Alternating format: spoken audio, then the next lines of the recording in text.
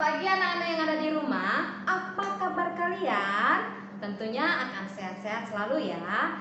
Nah, hari ini kita akan belajar kembali pelajaran tematik. Sebelum kita belajar, kita akan berdoa terlebih dahulu. Mari kita berdoa.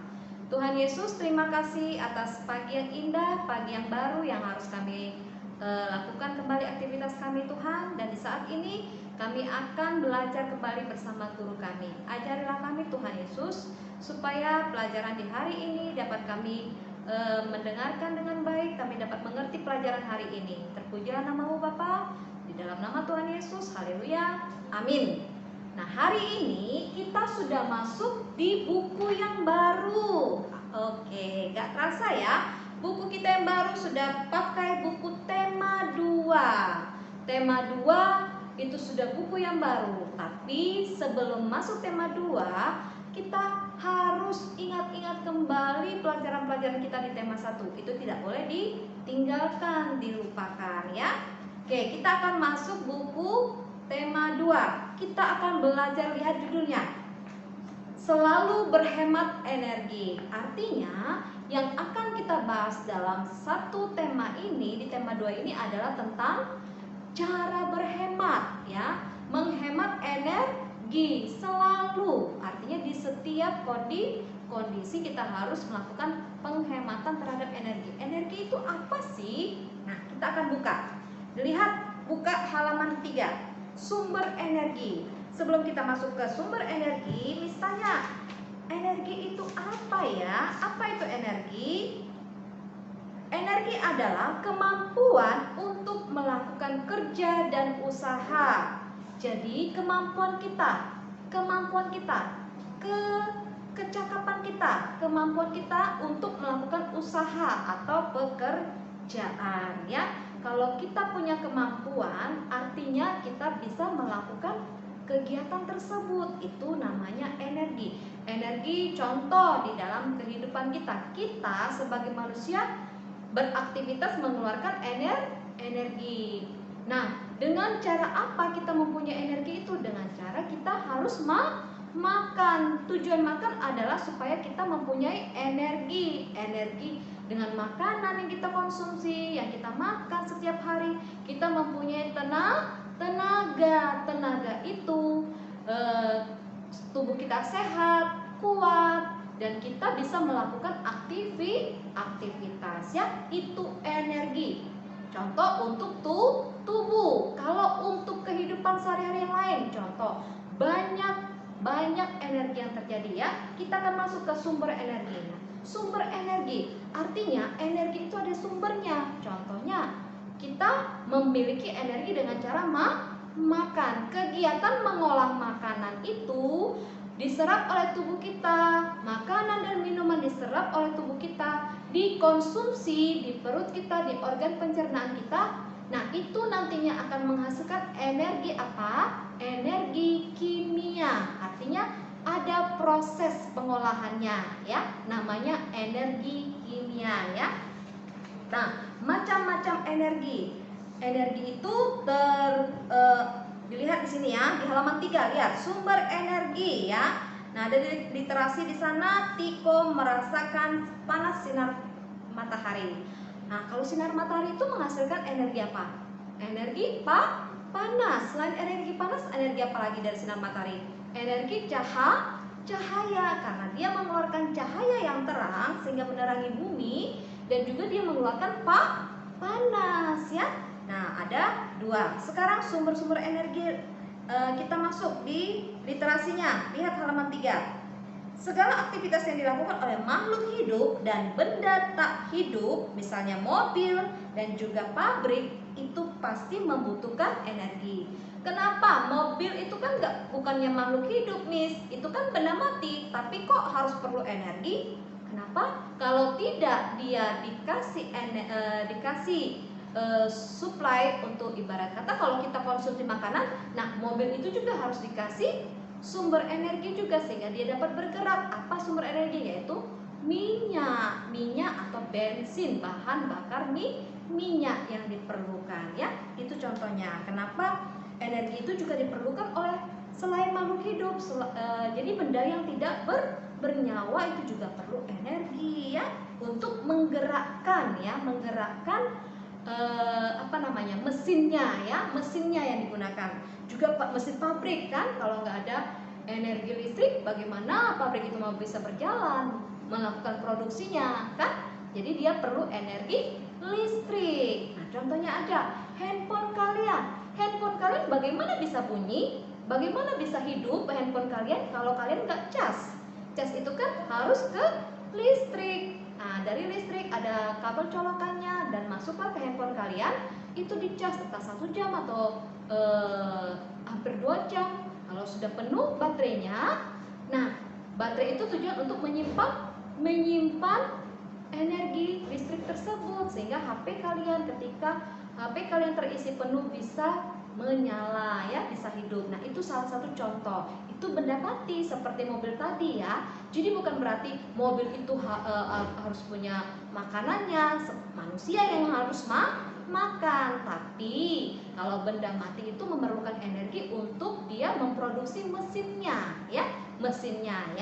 Nah, sekarang kita akan lihat sumber energi lain. Energi juga berarti kemampuan untuk memindahkan panas ya, Oke, energi memiliki beberapa sifat, yaitu tidak dapat dilihat. Bagaimana kita bisa melihat listrik? Coba lihat contoh. Ini ada bola lampu yang lagi menyala. Bola lampu ini bisa menyala, ada artinya energi listriknya. Kita bisa melihat nggak ada energi listriknya? Bisa nggak ada kelihatan energi listriknya?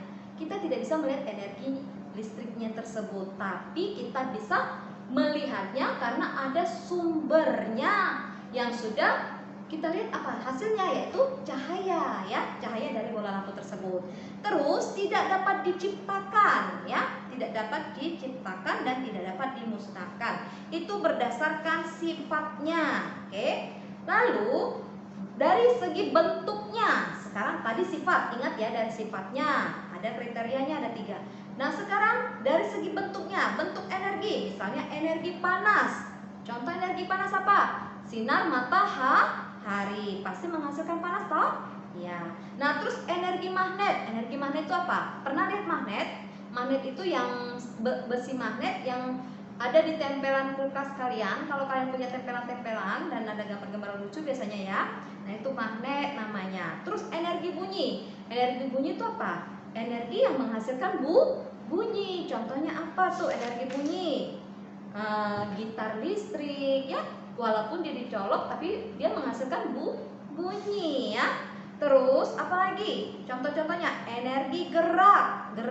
Nah, contohnya tadi mobil tadi bisa bergerak ya dengan adanya bahan bakar minyak yang diisi ke dalam mobil tersebut untuk proses mesinnya bisa berjalan ya.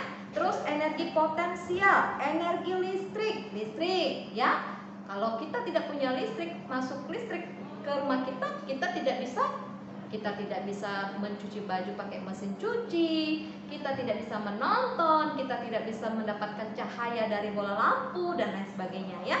Nah, itu tujuan dari segi bentuk. Terus energi cahaya TV bisa menghasilkan energi cahaya juga kan. Terus energi kimia, yaitu energi yang seperti tadi Miss bilang kita konsumsi, kita makan, diproses, itu namanya energi kimia. Ada proses kimianya ya. Nah, sekarang itu untuk bentuk-bentuk energinya. Bentuk energi di alam tersebut dihasilkan oleh sumber energi. Jadi secara garis besar sumber energi dikelompokkan menjadi 2 ya. Dari keterangan Miss tadi, sumber energi dikelompokkan menjadi 2, yaitu sumber energi terbarukan dan sumber energi tidak terbarukan. Lihat halaman 4. Tolong digarisbawahi bukunya yang merupakan informasi yang penting. Kenapa Miss tidak kasih catatan di papan tulis? Karena di buku kalian ada, tinggal kalian garis bawahi sebagai catatan kalian. Jadi kalian itu tidak perlu mencatat lagi di buku karena sudah ada di bukunya ya. Tidak perlu lagi Miss suruh catat ini, nggak perlu lagi karena sudah ada di buku. Tinggal kalian garis bawahi informasi yang penting. Nah, sumber energi terbarukan itu apa? Pengertiannya dulu. Sumber energi terbarukan adalah sumber energi yang tidak akan habis. Artinya sumber energi itu ada dan sudah ada, tidak akan habis. Ya, contohnya apa? Nanti kita lihat ya. Oleh karena jumlahnya tidak terbatas dan dapat diperbarui. Beberapa contoh sumber energi terbarukan adalah contohnya energi angin. Angin kok termasuk energi, Miss? Karena apa? Karena angin itu bisa menghasilkan. Karena kalau ada angin kan kita bisa menikmati rasa sejuk ya. Seperti juga kalau ada listrik kita bisa menikmati cahaya lampu ya.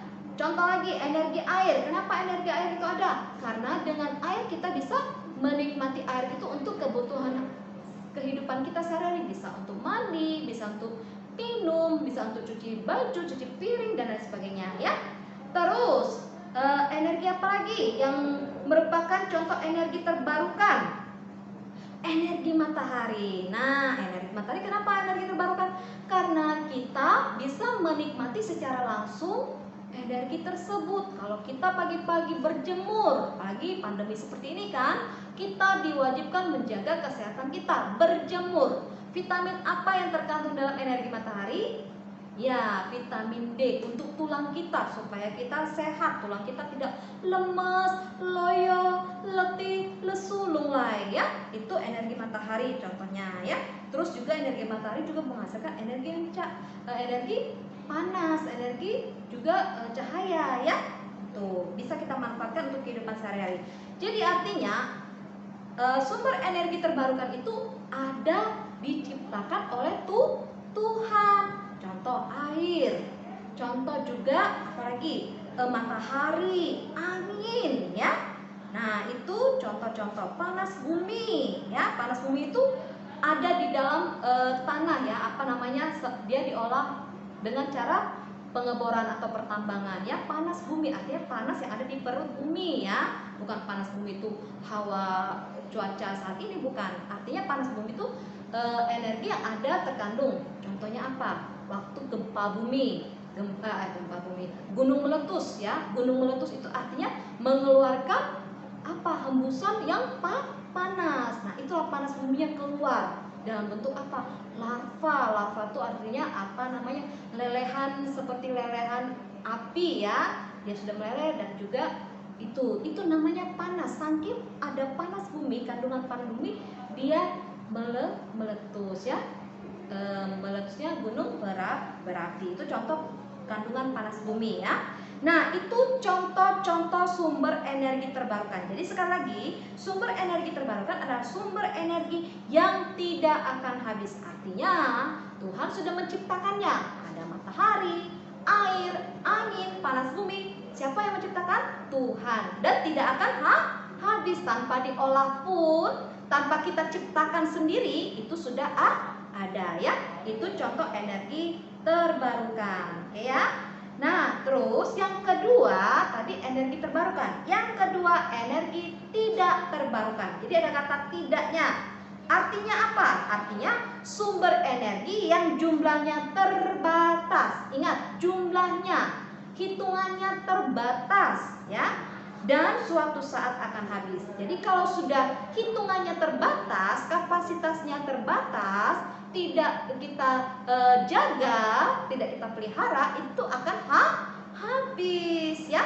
Jadi kita harus memanfaatkan energi dengan sebaik-baiknya ya. Walaupun ada yang dapat diperbarui memerlukan waktu yang sangat lama. Jadi walaupun dia dia harus memerlukan waktu yang sangat lama untuk memulihkannya kembali. Nah, contohnya kalau kan jumlahnya terbatas nih sumber energi yang tidak terbarukan.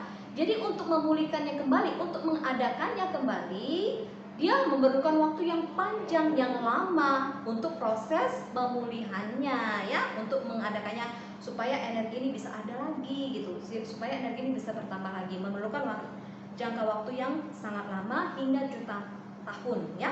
Contohnya apa? Nah, lihat di sini ada bahan bakar fosil. Tahu itu fosil apa?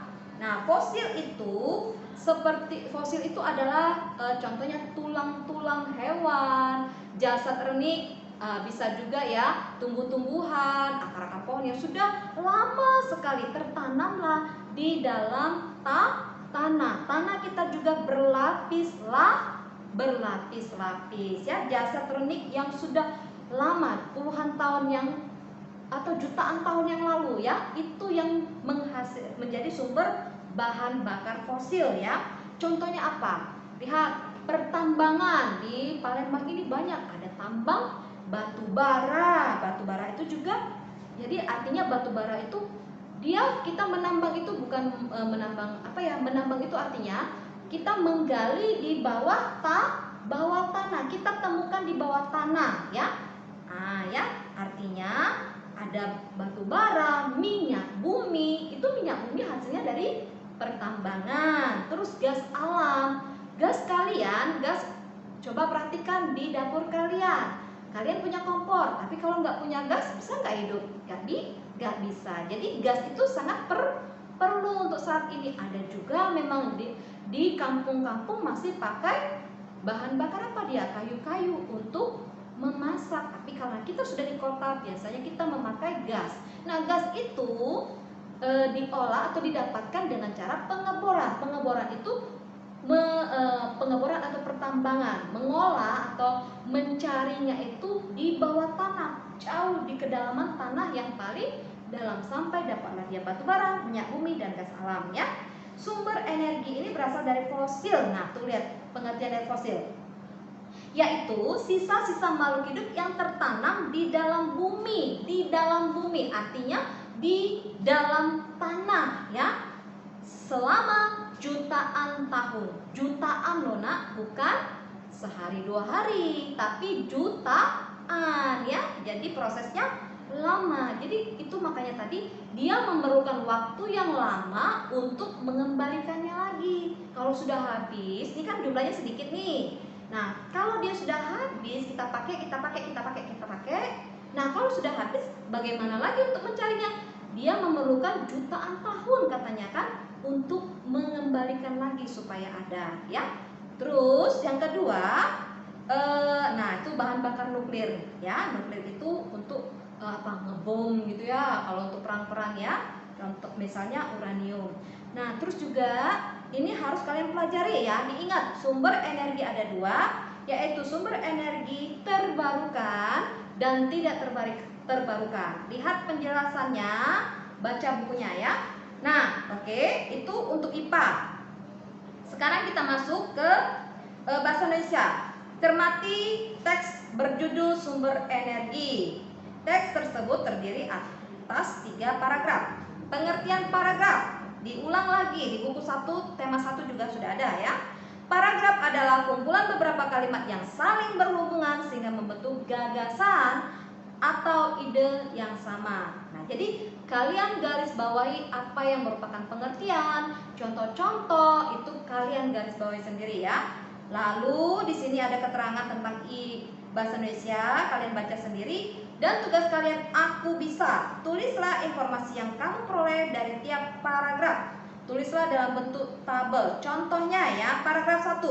Ada informasi apa? Informasi itu sesuatu yang kalian dapatkan setelah membaca paragraf 1. Artinya paragraf 1 tuh terletak di halaman 3 ya. Segala aktivitas dan seterusnya itu. Nah, itu contohnya. Paragraf 1, informasi apa? Pengertian energi, bisa kalian catat di situ. Pengertian energi. Tulis informasinya saja ya, informasi. Berarti bukan jawabannya ya. Tulis saja. Contohnya A. Yang kalian dapatkan apa? Informasi apa? Pengertian energi. Lihat di sini di halaman 3 nih kan, paragraf 1. Nah, energi berarti ya, itu artinya pengertian ya.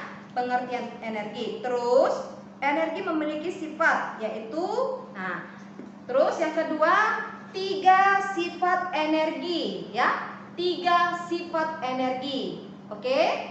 Nah, itu informasi dan seterusnya. Kalau kalian dapatkan informasi yang lain, tulis di sana. Jadi, untuk membedakan informasi itu beda dengan kalian mencari gagasan pokok ya. Beda, hampir sama, tapi informasi ini hanya sepenggal. Contohnya tadi Miss bilang, di sini ada pengertian energi kan? Energi berarti itu artinya sudah termasuk pengertian. Nah, kalian tulis saja pengertian energi. Nah, informasi yang kalian dapatkan adalah pengertian energi.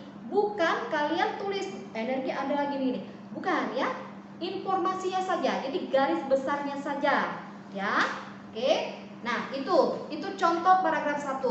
Kalian kerjakan paragraf 3, 2, 3 dan 4-nya. Tidak muat di bukunya, ambil kertas lembar lalu ditempel ya. Yang kedua, berdasarkan informasi yang telah kamu dapatkan, tentukan informasi yang menurutmu paling penting. Nah, informasi apa yang menurut kalian paling penting? Paling penting artinya apa yang ingin kalian sampaikan yang paling penting sekali dari hal ini ya, dari tulisan ini tentang sumber energi ini. Nah, itu lihat. Informasi paling penting ini merupakan ide pokok paragraf. Nah, ini ide pokok atau gagasan pokok pada setiap paragraf. Nah, beda dengan informasi tadi ya. Ingat, informasi itu hanya sepenggal saja. Misalnya, contoh kalian dapatkan tadi seperti di paragraf 1 halaman 3, pengertian energi. Energi adalah gini ya. Nah, kalian hanya menuliskan pengertian energi. Informasi pentingnya pengertian energi. Terus juga beberapa sifat energi atau 3 sifat energi boleh ya. Nah, itu saja informasinya. Tapi untuk ide pokoknya atau gagasan pokoknya kalian tulis di nomor 2. Oke ya, mengerti ya perbedaan informasi penting dan juga ide pokok ya. Oke, kita akan lanjut ke ayo mencari tahu. Yang nomor 3 itu tulislah sebuah paragraf yang runut berdasarkan ide pokok. Udah, 1 dan 2 aja dikerjakan, yang ketiga nggak usah. Nah, kita akan lanjut tugas kalian, ayo mencari tahu. Nah, dibaca informasi ini aktivitas yang membutuhkan dan yang tidak membutuhkan energi. Contoh, kucing berlari dengan cepat untuk menangkap tikus. Apakah kucing itu membutuhkan energi? Dia berlari dengan cepat untuk menangkap tikus, perlu energi enggak? Iya, tentunya dia punya energi berlari ya. Artinya kita mengeluarkan energi, mengeluarkan tenaga. Artinya kucing tersebut memerlukan energi. Conteng ya, centang pada ya. Oke ya, itu mudah itu ya. Nah, kesimpulannya jangan lupa. Kesimpulan apa dari aktivitas yang ada di nomor 1 sampai ke nomor 6. Oke ya, itu tugas kalian di halaman 5. Oke, kita akan lanjut aku bisa di halaman 6. Nah, di sini ada 9 gambar. Ini adalah pengertian sumber energi. Nah, kerjakan tugas berikut bersama dengan teman. Oke, kerjakan di rumah. Isilah titik-titik. Contoh, Miss akan jawab yang nomor 1. Lihat nih. 1, 2, 3, 4, 5, 6, 7, 8, 9. Jadi ada 9 gambar ya yang berbeda-beda. Ini merupakan sumber energi. Nah, di sana ada keterangan energi yang dihasilkan oleh magnet atau elektromagnet. Itu merupakan pengertian dari energi apa ya? Yang berhubungan dengan magnet, artinya energi magnet. Oke. Nah, terus contoh nomor 2. Energi yang dihasilkan oleh benda bergerak. Kalau benda mau bergerak, lihat ini ada kincir air. Air menggerakkan kincir. Artinya sumber energi apa namanya untuk menggerakkan ini? Kincir yang bergerak ini energi gerak. Air itu menggerakkan kincir ya, menggerakkan, dia menggerakkan ya. Nah ya, seperti itu ya. Kalian jawab sampai ke gambar yang terakhir ini ya. Oke, kita Miss akan lanjut ke halaman 7. Mengenal sumber daya alam. Lihat, sumber daya alam itu adalah segala sesuatu yang muncul dari alam dan dimanfaatkan untuk kebutuhan hidup manusia. Alam, sumber daya alam, artinya segala sesuatu yang bersumber dari alam. Nah, yang terdiri dari hewan dan tumbuhan, ya, atau segala sesuatu sumber daya alam. Bisa juga tentang apa ya? Pengertian di sini. Kita lihat dulu pengertiannya. Sumber daya alam adalah atau ialah segala sesuatu yang muncul dari alam dan dapat dimanfaatkan untuk memenuhi kebutuhan manusia. Oke ya, pembagiannya dibedakan menjadi 2 jenis. Oke, lihat di sini ada sumber daya alam dibedakan menjadi 2 jenis, yaitu sumber daya alam yang sumber daya alam terbarukan dan sumber daya alam yang tidak terbarukan. Ini sama seperti di halaman 4 ya. Lihat, pengertiannya sama seperti di halaman 4. Oke. Sumber daya alam ini sama seperti di halaman 4. Perhatikan, itu udah Miss jelaskan tadi. Kalian bisa baca sendiri ya. Nah, sekarang aku bisa. Jawablah pertanyaan berikut berdasarkan isi teks mengenal sumber daya alam. Dari bacaan teks tersebut, jawablah pertanyaan yang ada di aku bisa. Oke, sekarang kita akan belajar tentang masyarakat memanfaatkan sumber daya alam untuk berbagai macam cara yang memanfaatkan ya. Misalnya ada dengan cara mengolahnya dan dengan cara menjual sumber daya alam tersebut. Memanfaatkan artinya untuk kebutuhan hidup kita ya. Kegiatan mengolah dan menjual tersebut merupakan bagian dari kegiatan ekonomi. Apa pengertian dari kegiatan ekonomi? Kegiatan ekonomi adalah kegiatan yang dilakukan untuk memenuhi kebutuhan hidup. Jadi kegiatan apa? Kita kalau mau makan, kalau kita mau minum, kita harus bekerja dulu kan? Bekerja itu salah satu cara untuk memenuhi kebutuhan hidup. Jadi bekerja itu merupakan contoh dari kegiatan ekonomi. Nah, pengertian kegiatan ekonomi apa? Segala sesuatu yang dilakukan, yang kita lakukan, usaha kita untuk memenuhi kebutuhan hidup. Nah, ya. Nah, di sini ayo mencari tahu. Lihat di sini, contohnya ada gambar peternakan ayam pedaging. Coba kalian perhatikan, ternak ayam. Ayam itu kalau ternak bukan 1-2, tapi ribuan ayam. Tuh lihat anak-anak ayam ya. Nah, terus diskusikan. Oke, kalian jawab di rumah. 1. Tulislah contoh kegiatan ekonomi yang memanfaatkan sumber daya alam tersebut. Jadi sumber daya alam kegiatan ekonomi itu apakah? Lihat ya, kalau dia beternak ayam, artinya dia dari sektor peternakan. Nah, ini bekerja. Bekerja itu kan cara kita untuk memenuhi kebutuhan hidup dengan cara bekerja, ekonomi kita. Nah, jadi kalau dari sektor dia bekerja di bidang beternak ayam, artinya dia sektor peternakan ya. Kalau dia bekerja berdagang, jualan di pasar, artinya dari sektor perdagangan. Kalau usahanya bertani ya, menanam padi di sawah, itu artinya pertanian, sektor-sektor ekonominya. Terus kalau dia seperti Miss bilang tadi, mengambil bahan bakar dari perut bumi tadi, artinya pertambangan. Oke ya.